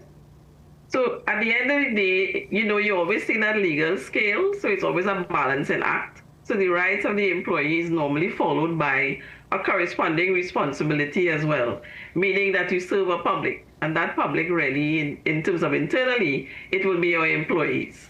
So the good thing is that there's a measure of compliance. So employers in Trinidad and Tobago, you are guided by a legislative framework that helps you or urges you or prompts you from time to time to stay in line, so to speak. So you have, for example, your Minimum Wages Act. So if you are to employ someone, you can't pay them less than what is the prescribed minimum wages. In the minimum wages, you have the maternity protection. If you have a pregnant employee, there are certain guidelines. You have what we like to call the Bible of industrial relations, which is the Industrial Relations Act. You also have the OSH Act that talks about safety at the workplace. And of course, if it is that an employee becomes injured while at work, you also have the workmen's compensation. And I've just listed those 5 key ones so that you have an idea as to while at work, these are the main things really that employers are mindful of so that you keep employees safe. And, you know, there are other guidelines that you follow procedurally because our industrial court is very mindful of procedures. Okay. So when we talk about employees' rights, you have a right to come to work and, of course, get paid a fair, decent wage for the work that you do. A right to a safe workplace. Those are some of the things that employees can consider as right at the end of the day. They're free to join an association of their choice by way of some of the conventions that we would have adhered to as a country in terms of collective bargaining. So that's where you have the unions present in some workplaces. And for those that are not present in the workplace, you also have guidelines. Certainly, go ahead, Jason. If employers breach some of the fundamentals, they drop the ball, as it were, do you all pull them up, the ECA, TT, you'll come in and give them a little shake-up? Yes. Yes, we do. So what we try to do is to be proactive in the main, so that when you hire employees, not everyone may have the luxury of having a formal orientation program. So we encourage them as much as possible to have contracts and also an employee handbook so that persons know that this particular organization has a standard that they are required to adhere to. Indeed. Is it that it's voluntary? How does an employer, how do companies join up and team up with the ECATT? So you join we have our membership. So you join really seeking the advice and the guidelines. So you try to be as proactive as possible because you're really mitigating what is called a risk. Because if it is that let's say you do foolishness and you terminate an employee and you have to go to court, you may need representation and so on. And then those lessons learned in hindsight could be quite costly. So our preferred approach is really to be proactive with our membership. Does it, so when I was talking to the union member from the NUGFW earlier on, he said that when you all are, or at least when he is in the meetings and they're doing the hard bargaining, emotional intelligence, conversational intelligence, reading the room is required. Yes. Is that the same for an organization like the ECATT? Tell me about your style and what happens when you all sit down to have those straight face-to-face, very serious meetings. Well, one of the key things in terms of the skill set that any HRIR practitioner has to be blessed with is conflict resolution. You really ought not to take things personally. You ought to guide the parties because these things can become quite emotive and quite heated at times because people are passionate about, the sides and the positions that they represent. So one of the arms of the ECA, we do a large amount of consultancy and advocacy. So we guide parties in terms of a resolution. Of course, sometimes that's done bilaterally over the table, or it's done formally at the Ministry of Labor or the Industrial Court. And as you mentioned, court, I guess if all else fails and there's no resolution, I would imagine that litigation is that is the ultimate. I mean, you're trying to obviously prevent that, but definitely if all else fails, yes, literally Industrial Court will have to now make the decision. Yes, and what you find most times is that people shy away, and understandably so, because no one likes conflict. So at the bilateral level, so we may step in to have that meeting with the union because people tend to shy away from unions and because they see them in a particular mode, and that's not necessarily always the case. You sit and you learn the players, you understand their positioning, and you try to let good sense prevail at all times. Could you recall a landmark decision that you helped broker? I mean, you don't have to go into all the intimate details, but is it one that you could speak of that, or at least if you could go back on your track record as to what you would have experienced, ECA stepping in, you all were able to help out in any regard over the last couple of years? Anything stands out top of mind? Well, nothing in terms of landmark. What I can tell you is that what we do from time to time is save companies some money from the point of view that, you may have a settlement at the bilateral level, and if it goes to court, it may have ended up with more. Or at the end of the day, the employer coming out of the session decides, you know what, let's put things in place. Let's see how best we can update our policies, we can review our contracts. So I can't tell you that it's a landmark, but to me, I see that as a win-win in terms of the benefits, long-term, so to speak. What's your message to the country on this Labor Day, Mr. Strada? You have the final say. Of course, at the end of the day, we look forward to constructive conversations. We know that we have a new slate ahead, and we look forward to sitting with the unions and looking at the legislation, in particular with a view to upgrading and resolving those long outstanding, those protracted negotiations so that most of the employees within the country can be relatively satisfied.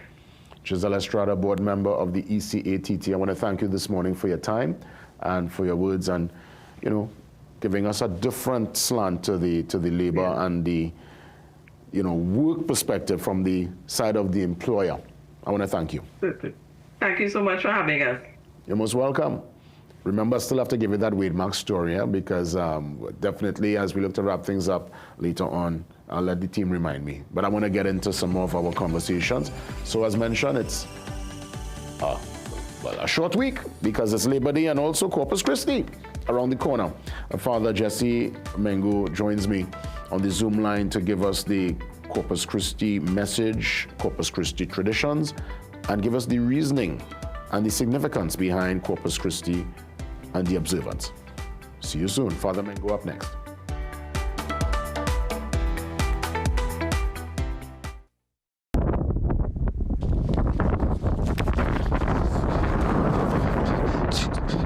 ChatGPT, I'm falling. Failing grades? Contact Student Hub. I ain't say failing, I say falling. Then it's time to stop failing. Student Hub helps students succeed online. If school feels like a free fall, Student Hub helps you land on top.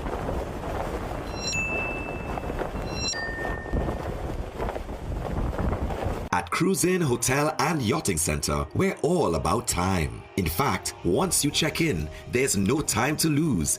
Reconnect with a little family time. Make a splash with some pool time. Spend some treasured quality time. Or just immerse yourself in some quiet time. Indulge your senses at dinner time.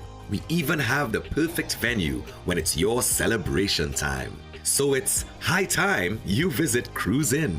Choose our day pass or call 607-4000 to make your dinner or hotel reservations or to find out more about our event spaces. Take a time out at Cruise Inn Hotel and Yachting Center.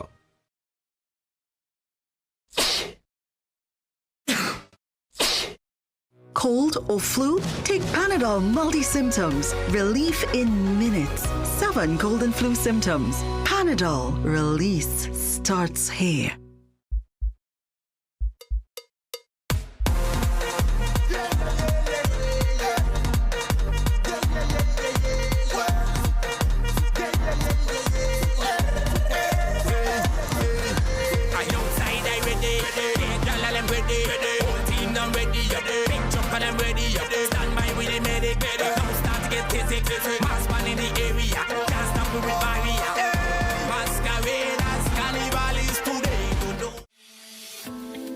Science calls it AMPK, your body's built-in system for burning fat, balancing blood sugar, and fueling energy. Berberine Plus naturally supports AMPK, helping you feel better, live better, be better.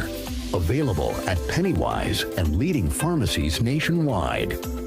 Berberine Plus, powerful results naturally.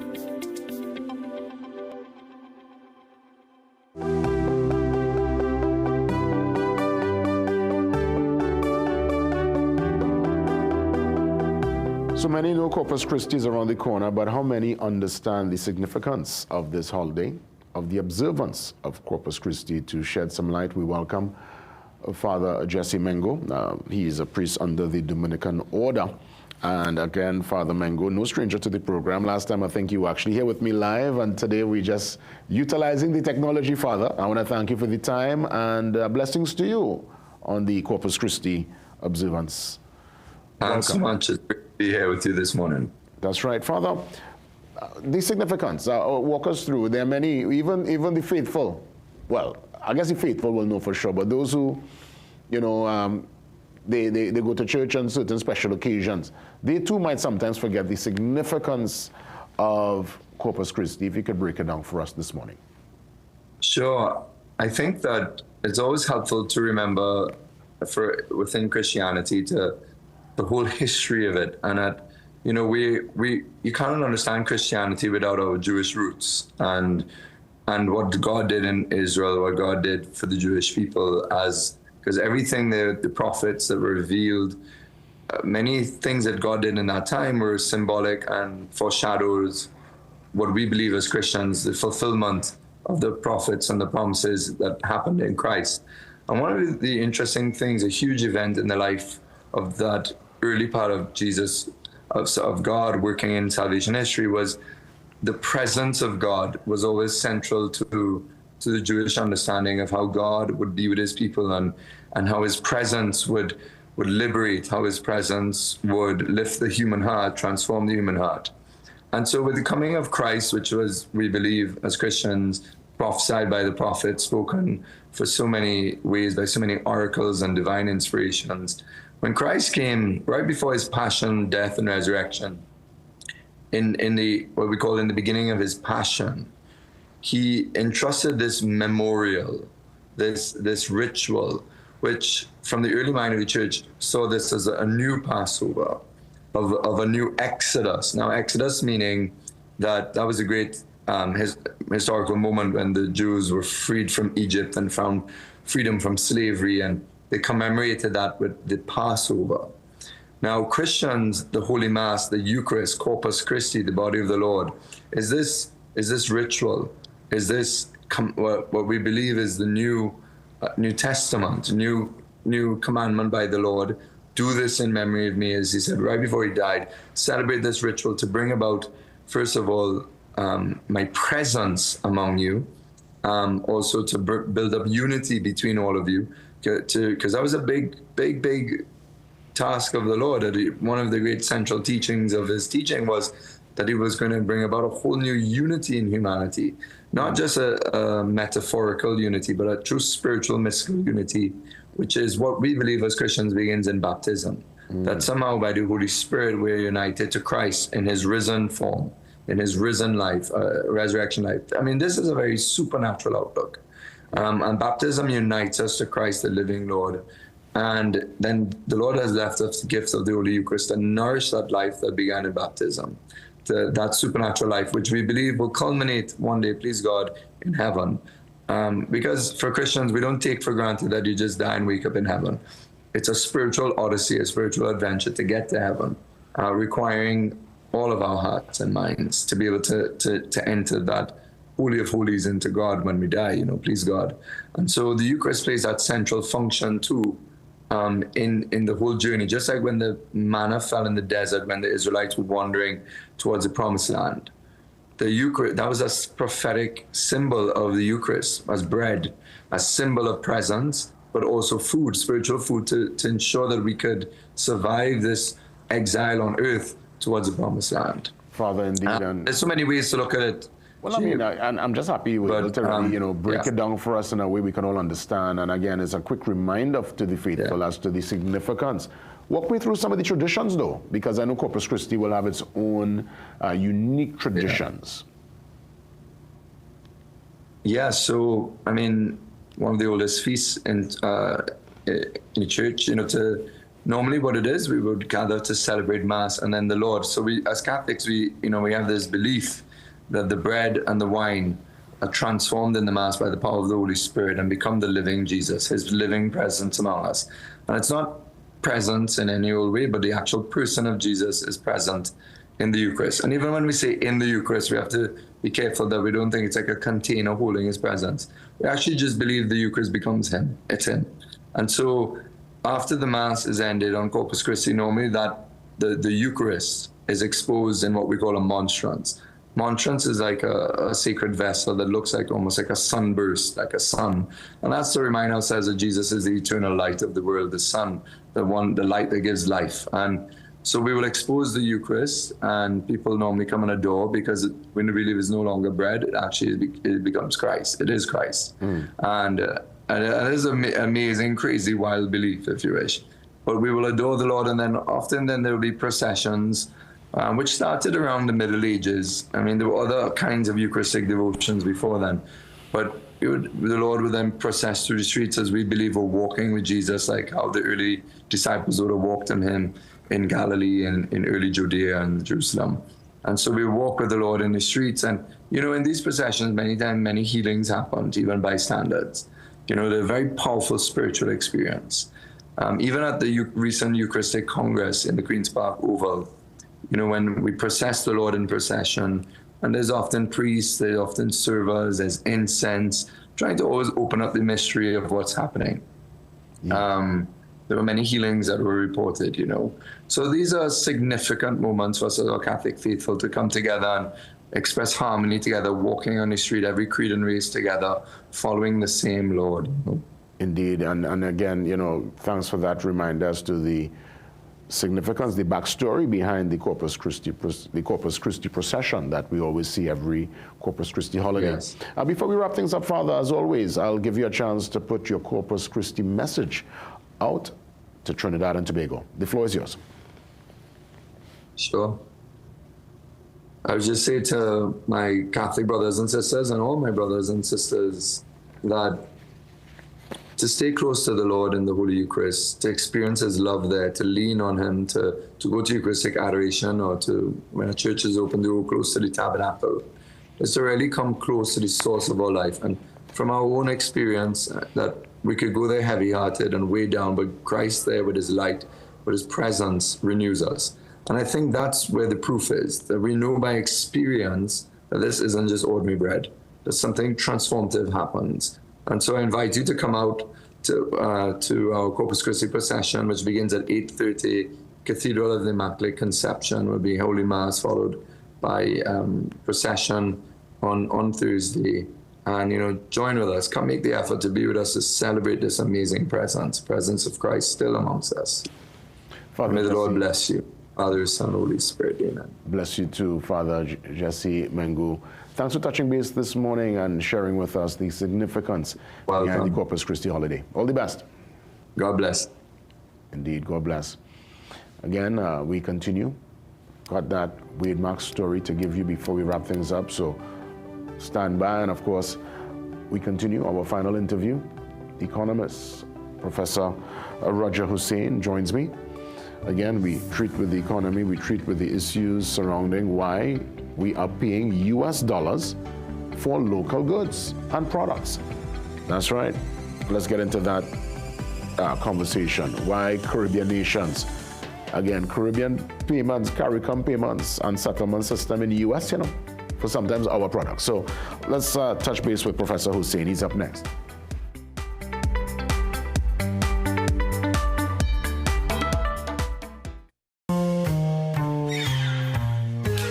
Things don't always go as expected. Be ready with Trinry for auto, home, business and group life. Call us at 800-TRIN or visit trinry.com today. Huge insurance premium.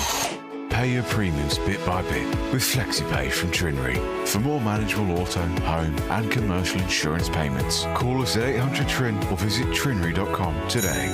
Trinry. Premier insurance coverage for less. Are you ready to innovate, create, and lead? Welcome to Innovation Nation 2025,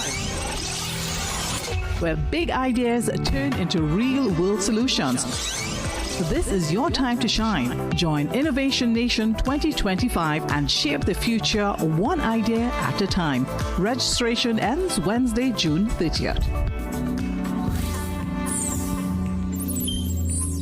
When I am with my friends and those pains that knock me down arrive, I take Panadol Ultra because it relieves fast 5 types of tough pain and it does not irritate the stomach.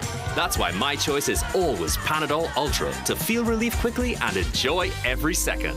Panadol, release starts here. Pancreatic cancer is considered the deadliest cancer in the world. Would you agree with that? Your 5-year survival is 8%. We use the CNC3 as a surveillance tool, so it has never been meant to be used as a screening tool. So let's talk about the more juicy thing. There's a new blood test on the horizon. Join me as we discuss survival rates, early detection, and the Whipple's procedure. This Friday at 8 p.m. on CNC3.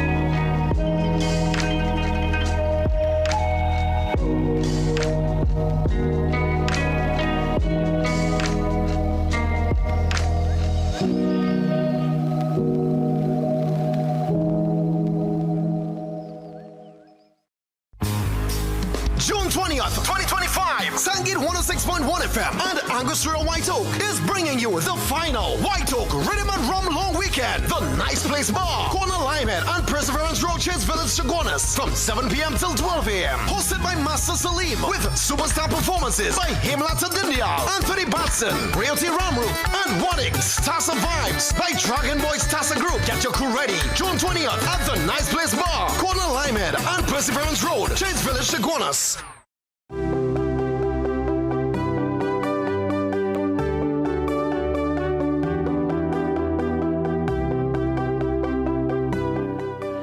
As promised, Professor Roger Hussein, he joins me. Always a pleasure to have economist Professor Hussein with me on the program. We are treating with a very important talking point. It's labeled as caps. I guess Caribbean countries having to pay USD for what sometimes are actually local goods and products and services. Well, more local goods. So I want you to really break it down for us this morning. We can get a better understanding and probably through your lens, let us know what's a direction we can go to not have to be treating and dealing with this going forward. Professor, always a pleasure to have you on the program. Welcome. Yes, welcome. Thank you very much for the invitation. So CAPS is an inter-CARICOM payment system. It's a system that we are going to be pursuing more and more in the Caribbean. The actual name is the CARICOM Payment and Settlement System. And it's part of a digital financial infrastructure which will facilitate in real-time cross-border payments between countries in domestic currency. Now, what this would do is would eliminate the need for US dollars or other third-party currency. Now, this is particularly useful for CARICOM countries in which there is a struggle to get US dollars. It's a good system. It has worked in different ways in Africa. I read where it facilitated almost $500 million in trade. And so if we could get this going for Trinidad and Tobago, it's an excellent start. What I am hoping is that we could develop it some more and refine it some more so that many firms would come on board and take advantage of the intra-CARICOM market. But there is one aspect of it that we need to pay some more attention to and focus on, and that's whether or not it would affect our US dollar balance favorably or unfavorably. You see, JW, if you are selling to CARICOM and receiving TT dollars, your vendors in Trinidad and Tobago would be doing well, they would be doing better, they would be getting more business. You could take the TT dollars, you could build a house, you could employ 3 more workers, and that is good. The challenge comes up with earning US dollars or getting US dollars to buy factor inputs to make the goods to sell to the CARICOM market. So it is vaguely possible that by selling more to CARICOM, you have a greater demand for US dollars, and that in turn worsens your US dollar situation. So policymakers would have to carefully look at it some more to see how they could get around that potential challenge. So hold on, I'm trying to figure this out. Where would our CARICOM neighbors get the TT? If you suggested that we could sell to them and they pay us in TT, which, I mean, TT is applicable and is relevant in Trinidad, but we know outside of our borders, our TT dollar really, there's no value to the TT dollar really. But within the CARICOM, I think they would have a banking arrangement among the central banks that deals with the domestic currency payment. Not only will we be getting TT Jamaica, we'll be getting Jamaican dollars and the Barbadians, Bajan dollars, and so on. So I think that's an intra-CARICOM holding problem amongst the central bank that they will work with. Okay, understood. What I am saying is beyond that, even if you, JW, were to get 2 million TT dollars in sales from equivalent, say, from Barbados, I'm saying that where we may have a little fly in the ointment is that if you need 50,000 US to facilitate that product you are selling to Barbados and you are getting paid in TT, where do you get that 50,000 US from to make the product to sell to Barbados to benefit from the cap system. That's where the challenge emerges really, in my understanding of the facts, as we try to push this cap system moving forward. You know, Jamaica had an issue. When I talked to my Jamaican counterparts and friends, they would have had a Forex issue some years ago, and they were able to turn it around.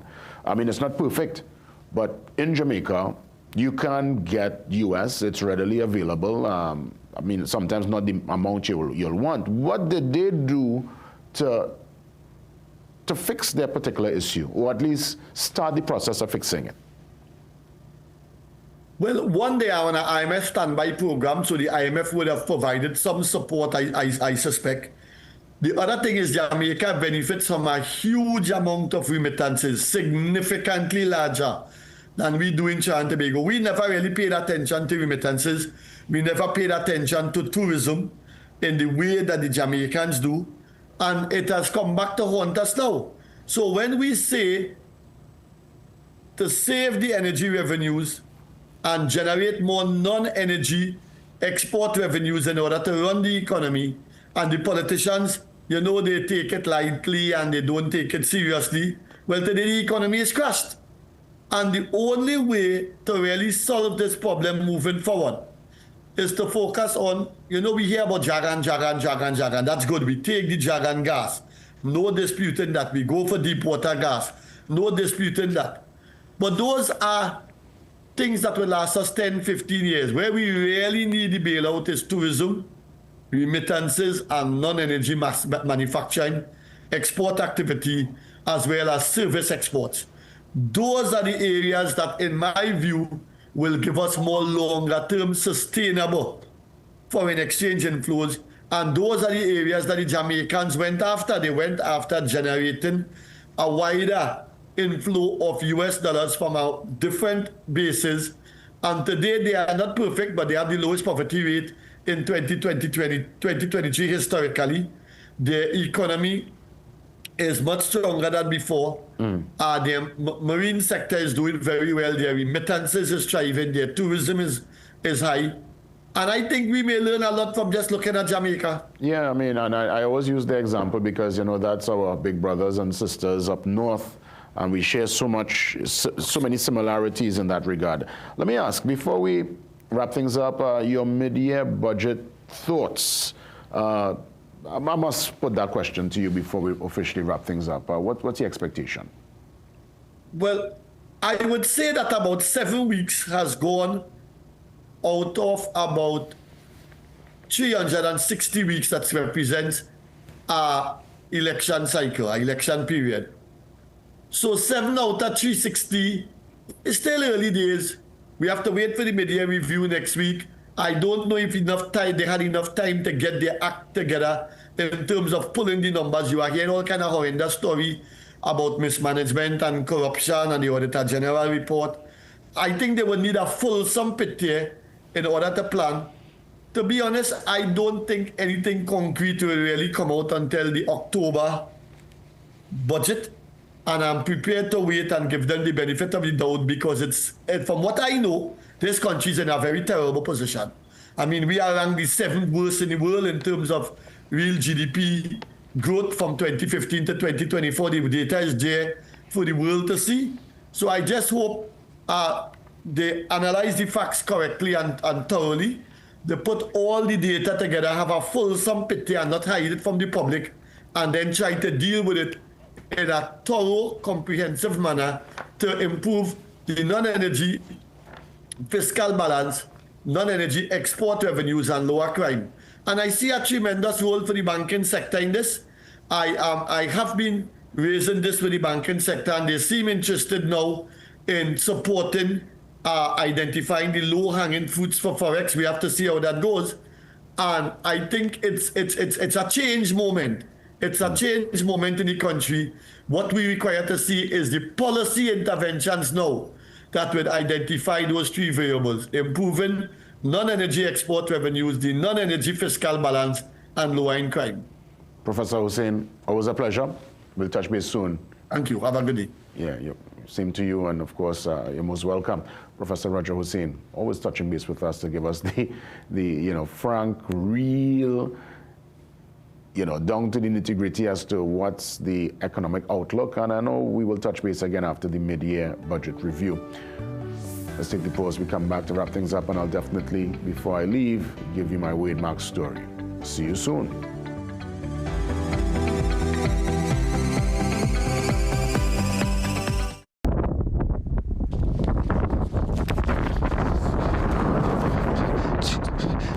ChatGPT, I'm falling.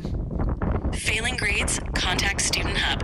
I ain't say failing, I say falling. Then it's time to stop failing. Student Hub helps students succeed online. If school feels like a free fall, Student Hub helps you land on top.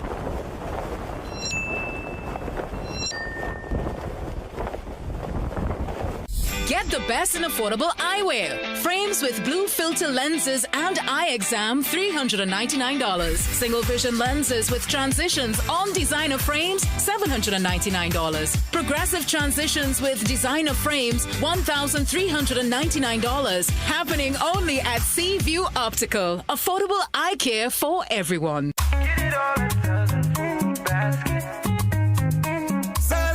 Southern Food Basket. Quality food to fill your basket. Get it all at Southern Food Basket. Fresh goods on every aisle with best prices. For the best mix and market. High quality, yes. It's affordable, spacious, and customer friendly. From the farm to the cart to your plate. Southern Food Basket. Good food at great prices. Come on home, everybody, don't you wait. Southern Food Basket's the best marketplace for you. Southern Food Basket. Quality food to fill your basket. Southern Food Basket. Quality food to fill your basket.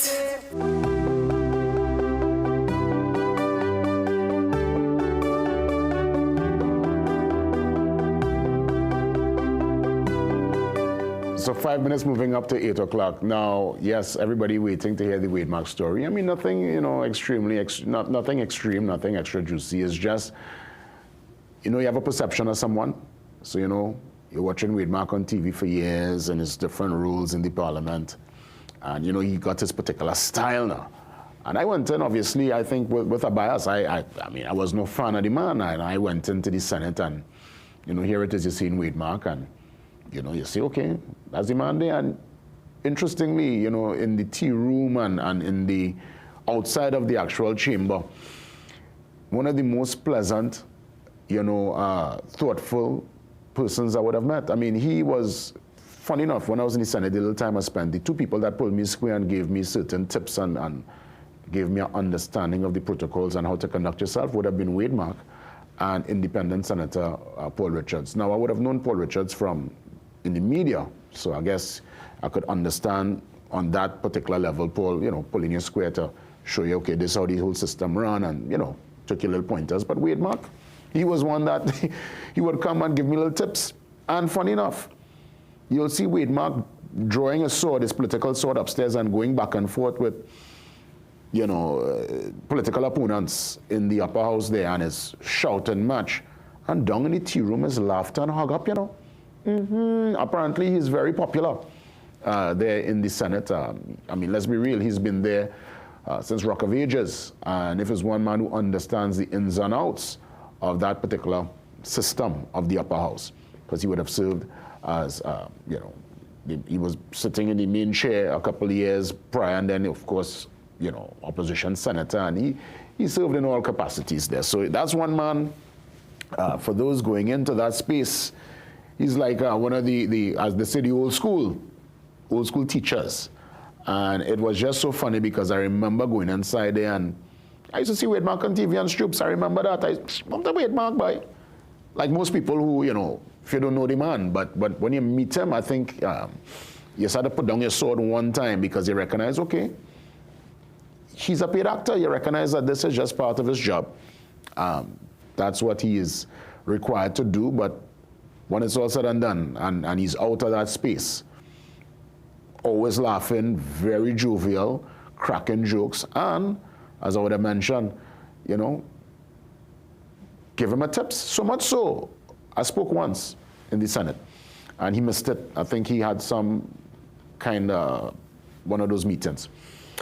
And the man was visibly upset. The man was like, JW, the voice, JW, I can't even do the voice. But I could safely say, I saw any man eyes, the man was so disappointed he missed my delivery. And I just found it was so funny. I was like, wow. I said, look how life is. That sometimes you see people, but you don't really know them until you actually get to meet them and really get to know them. Now, there are some people very authentic. What they present is, that's who they are. You know, so if they present themselves as this villain, they are indeed that. But there are some people who might present themselves in that way. I want to meet them is a whole different scenario. So, you know, that was really my story there. When Santa Cruz said he doesn't want Wade Mark to be president, acting president. And I guess Santa Cruz going based on what you would have seen on TV. But Santa Cruz, I can guarantee you, if you probably get a little 5 minutes, 10 minutes with the man, I don't know if your perspective will change, but you'll recognize that is not necessarily how he presents himself as how he is when you treat with him face to face. So that was my, I thought was more juicy. I figured they probably thought it was some big juicy story. That was just really my experience with the man. The man said they're disappointed. They thought it was some bacchanal. You see, they thought it was some bacchanal I'm going to present. Yeah, no, that was just my Wade Mark story, honestly. That was my personal experience. Anyway, have a great one. Be safe. And God spare, I'm back for more tomorrow. Yeah, until then, have a great one, TNT.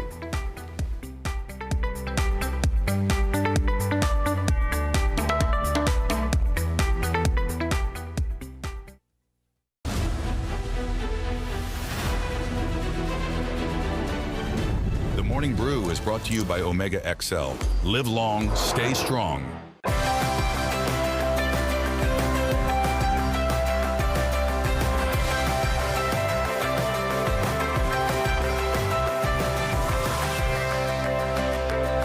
You're watching CNC.